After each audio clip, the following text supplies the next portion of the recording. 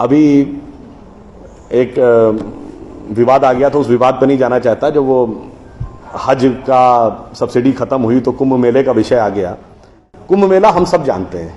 कुंभ मेले का एक एस्पेक्ट आप लोगों ने कभी ध्यान दिया है? कुंभ मेला कितने साल में एक बार पड़ता है? 12 साल में। 12 साल में एक बार क्यों पड़ता है?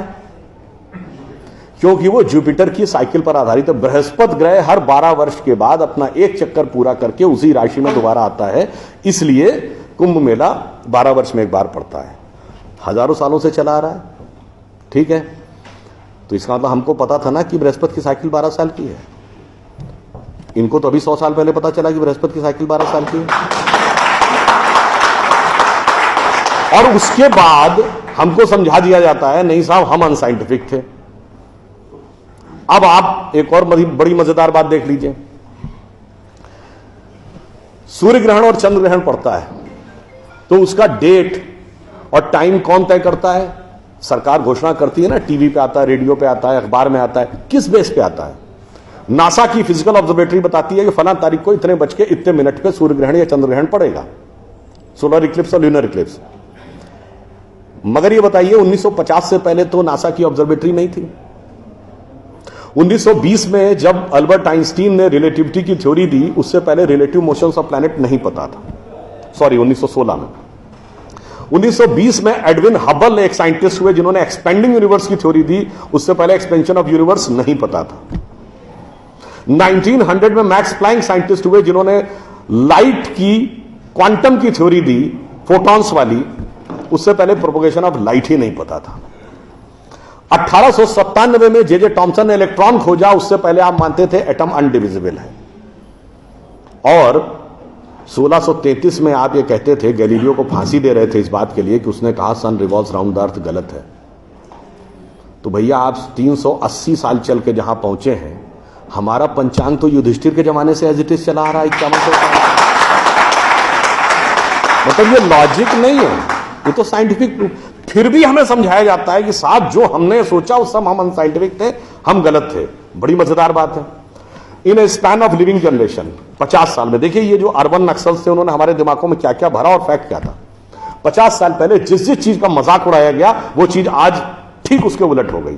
50 साल पहले कहते थे अरे यार ये अगर खेती करनी है तो mechanise farming, chemical fertiliser use करो। गाय के गोबर से कोई खेती होती है? आदमी चांद पे पहुंच गया, तुम गाय के गोबर पे पड़े हो। आज नहीं, ऑर्गेनिक फार्मिंग की तरफ जाओ। 50 साल पहले क्या कहते थे? अरे भाई ये जड़ी बूटियों फल पत्ती खाने से कोई इलाज होता है? नीम हकीम खतरा है जान। खाना है तो नई दवाएं खाओ, क्लोसिन, मेटासिन, टेरामाइसिन। आज आप क्या कहते हैं? नहीं, केमिकल नहीं, हर्बल मेडिसिन की तरफ जाओ। ठीक, आज से केवल 50 साल पहले आप ये कहते थे, जब हम कहते थे पेड़ों की रक्षा करो, जंगल की रक्षा करो, पहाड़ की रक्षा करो, कहते थे this is the reminiscence of a primitive tribal civilisation. आज 1992 के रियो डी जेनेरो से लेकर 2009 के कोपेनहेगन से लेकर 2016 के पेरिस तक आप कहते हैं नेचर फ्रेंडली डेवलपमेंट करो। भैया सब कुछ उलटता जा रहा है।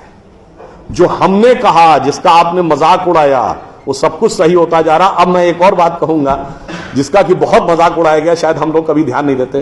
भारत में यह कहा जाता था कि ज्ञान प्राप्त करना है तो ध्यान लगाओ।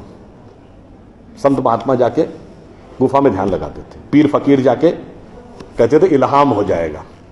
लोग कहते थे क्या बेवकूफ है, हाउ इज इट पॉसिबल? ऐसा कहीं हो सकता है क्या कि जाके ध्यान लगाया और ज्ञान प्राप्त हो गया? If you want to attain knowledge you must outreach, understand the things, meet the people, visit the place, like what Darwin has done. अब 50 साल बाद मैं आपसे पूछता हूं, आपको न्यूयॉर्क टाइम्स अखबार पढ़ना है तो 2 रास्ते हैं। एक, यहां से दिल्ली से न्यूयॉर्क की फ्लाइट पकड़िए, 16 से 22 घंटे लगेंगे डिपेंडिंग अपॉन योर फ्लाइट, और आज का अखबार कल पढ़िए। और दूसरा है कि मोबाइल पे डाउनलोड करिए खट से और पढ़ लीजिए। क्यों? आपके हाथ में डिवाइस है, जिसने डिवाइस बनाई उसने सॉफ्टवेयर भी बनाया है, और जिसने सॉफ्टवेयर बनाया उसने सपोर्टिंग नेटवर्क भी बनाया है। उसी ढंग से हमारा शरीर एक डिवाइस है, तो इसके अंदर मन, बुद्धि, चित्त, अहंकार और कॉन्शियसनेस एक सॉफ्टवेयर है, और उसका कनेक्टिंग नेटवर्क भी है। बस नेटवर्क से कनेक्ट होना है और सब डाउनलोड है।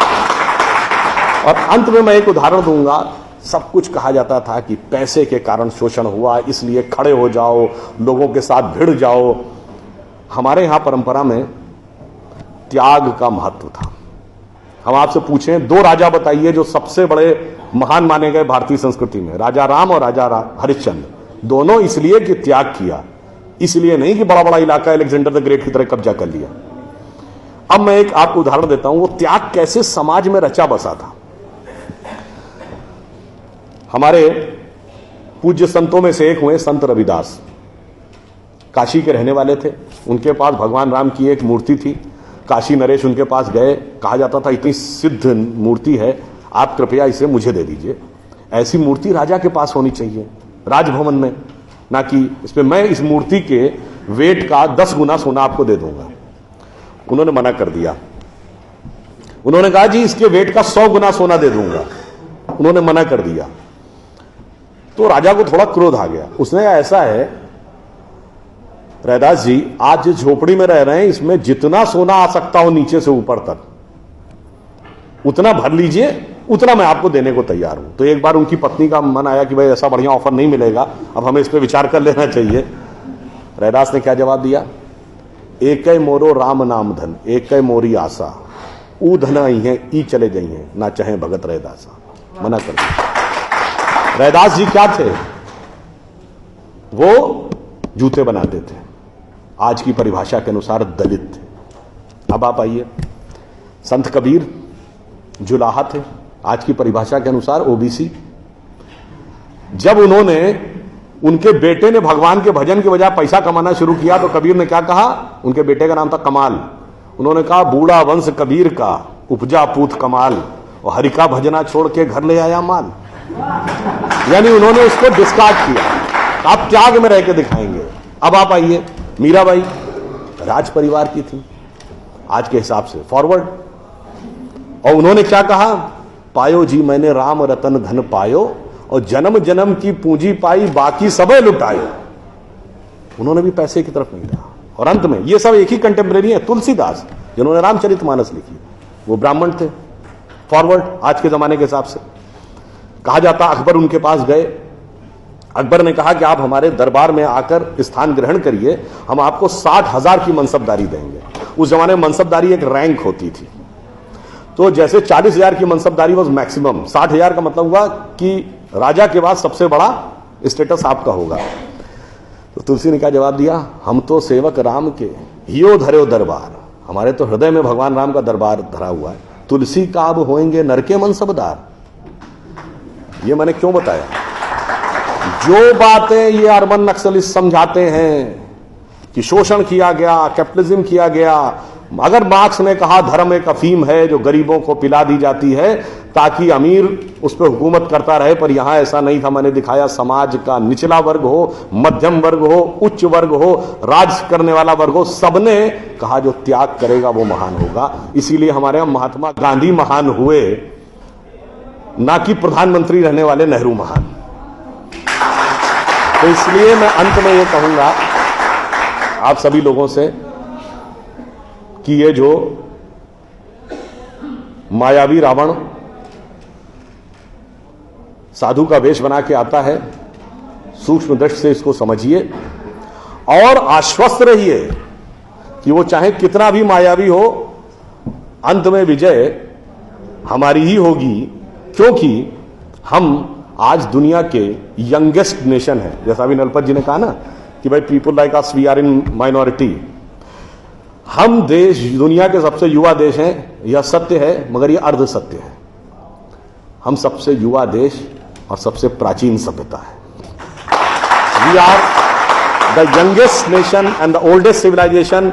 तो एक गौरवशाली हमारा भूतकाल है और एक शानदार भविष्य है जो हमारी प्रतीक्षा कर रहा है। बस बीच के इस माया के प्रपंचों को से हम बचे रहें तो कहीं कोई संदेह नहीं है। एक पंक्ति कहकर समाप्त करूंगा कि गौरवशाली था भूत, भविष्य भी महान है, अगर संभालें आप उसे जो वर्तमान है। धन्यवाद।